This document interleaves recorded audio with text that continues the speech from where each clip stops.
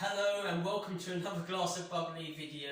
I'm introducing a video for Yes, you are. for once. But anyway, today we're looking at taste the difference. What we want to do is look at 4 different sparkling wines. So we're going to go from one from France, we've got one from Italy, one from Germany, one from Spain, and to see how good we are at distinguishing which wine is which. They're all going to come in, they're all going to be served in a kind of a black covering, so we don't know what they are. We're even going to be looking at the screen as they're poured in case, because sometimes you see from the bottle, certain style bottles are very easy to distinguish. We're going to carry on looking at the screen. We're going to take notes, me and Oliver, and we're going to see whether or not we can get 4 out of 4. So we're going to go for the first bottle, which I hear is coming our way. Oliver's already looking. He's not meant to. Okay then, let's pour the first bottle and see. Here it comes. Not allowed to look at the bottle, don't forget. Yes, I have to look this You have to look this way. Otherwise you'll know. Otherwise you'll know. That sounds good though, doesn't it? That sounds. Yes, it does. Thank you. Thank you. Here we go. Right, safe. Okay, lovely. We're going to give this a taste. Interesting.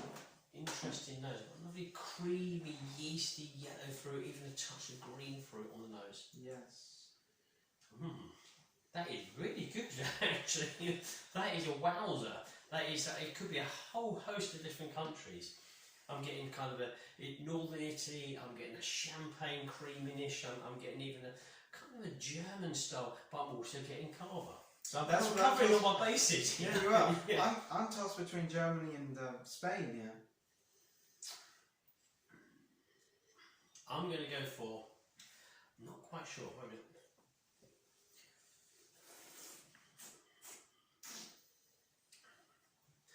That's not a good start because I'm finding it's very difficult. I'm stumped. But it's funny, I was watching a video actually on YouTube just the other day, and it's a master of wine, and he was tasting different wines, and even he got some wrong. So it's not unnormal that we get things wrong. So It still has the creaminess on the taste as well. we've got to say at the same time what we think the wine is as well. So we can't say one and then I'm influenced by you, and vice versa. So we should go for a 3, 2, 1 and say. Are you ready? Give me a second, but yeah, that's a good idea. Otherwise, I will be.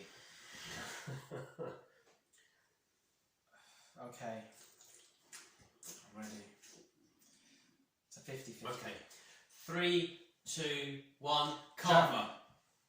Okay. I'm thinking it's a Cava. Oliver's going for German, and we don't know what the wines are, so we're going to find out at the end. We know the countries. So I'm going for Cava. Are we allowed to change our minds? We can do. We can potentially go for that, but let's just see how we get on. We're going to go for the second glass, and again we've got to look at the camera, or each other. We can't look at what the wine's going to be. Okay. Here it comes. Even the sound doesn't give us any indication. No, it doesn't. We're getting a plenty of a pour in there for a sample. Very good. Thank you. Good. Next. Let's go for the next one. Well, this is a whole different ball game now. This is easily crying out to me what it is. I don't want to say anything, but I know. Got to be. Otherwise, I need to literally go back to the kind of basic standards of wine. And I was still getting some from the previous wine, but now it's clear. Are you ready to go for that one? Same way it is? Yeah, I am. Okay. 3, 2, 1. Prosecco. Yeah, Italy, I assume, but it's definitely Prosecco from Italy. Yeah. I'm assuming that with the French one, it's going to be champagne.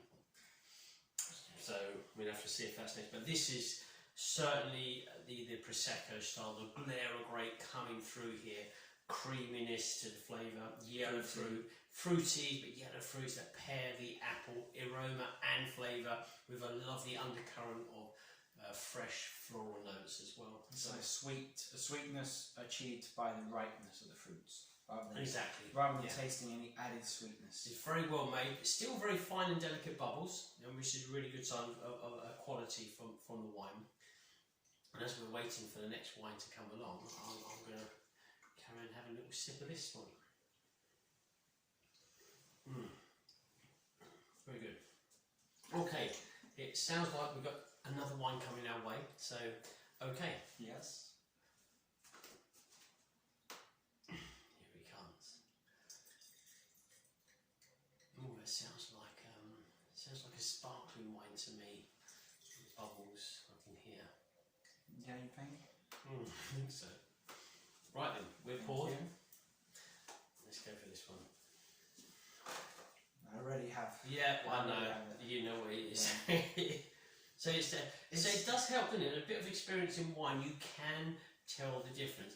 When you start from scratch, I'm sorry to cut you in, you're going to say something, but when you start from scratch, it's very difficult, it's very complicated. I remember my first taste, and I didn't know where I was, but once you've tasted a few and you take some notes and you have a kind of winery that you like and the style that you like, it really jumps out at you. For me, this jumps out at me. Yes, it does. And I think when you're starting, it's easier to separate between champagne and Prosecco. Taste or smell the difference between champagne and Prosecco. Then maybe going on to Cava, being able to determine between them three. But going on to countries like Slovenia or England or Germany, it becomes more difficult. I mean, what obviously you've got different styles of producing sparkling wine. So you have got like a tank method, the Charmat method. You've also got traditional methods. So you've got your champagnes, you've got your method Cap Classique, lots of English sparkling wine, or all English sparkling wine. Sparkling wine from England is Charmat method. English sparkling wine is traditional method. So how they're made varies as well. But when you speak to some wine experts, it's really bizarre. Not only can they tell, say, the country, not only they can tell the region, they can tell the winery, and also, I remember being with this lady, and we was out, I think, in Latvia. She's also able to distinguish the parcel, the terroir, the actual parcel of land that the wine comes from. That, to me, is just incredible. It's another planet. Knowing her, she could even tell you what grape it was from what vine. That's how particular she was. But for us today, we're looking at just 4 different countries, 4 very different styles of wine, to see how well they appear when you haven't got the bottle in front of you, in aromas and in flavours. So for me, this should be simple. I was going to have a double check, he's not quite sure. No, it has an absolutely amazing aroma, like a pan of chocolate, just freshly baked in a French. It's a nice way to look at it, with a touch of peach and apricot. Yes, I like that. 3. I'm ready. 3, 2, 1. Champagne. Yeah, I'm going to go for champagne on that one. Champagne. There we go. And the last one is coming our way, so we have to not pay attention too much. When you wine judge, it's very difficult, because sometimes when bottles come out, they come out either in like brown paper bags or they come out in a black cloth, and when you see a certain style of bottle, it's very difficult not to pay attention to it, and if you've recognised it, it influences your taste and your tasting experience. So really, it's you have to be very disciplined when you're wine judging. You have to literally look at your paperwork and not pay attention to the sommelier serving you. So last, we've got a lovely colour. Yes, it wine. does. Beautiful, dark golden colour. Really, really good colour. So let's just see what this is going to give us. Yeah, to me, I would say this is a Riesling. It's got a kind of yellow fruit, white yellow floral petroleum on those, and I've said what it is, and I should have done this. The whole point is I've got to keep it to myself. I've told you already, but Oliver might disagree, and he may have it right. Taste the difference, so we're going to have to learn the correct process. I have to learn the correct process. I did it wrong. To me, yes, I've got a real different character. It's a wonderful colour. It really is a beautiful colour for the wine. Tiny bubbles in there. Green fruit, yellow fruit, floral, petroleum, oily aromas.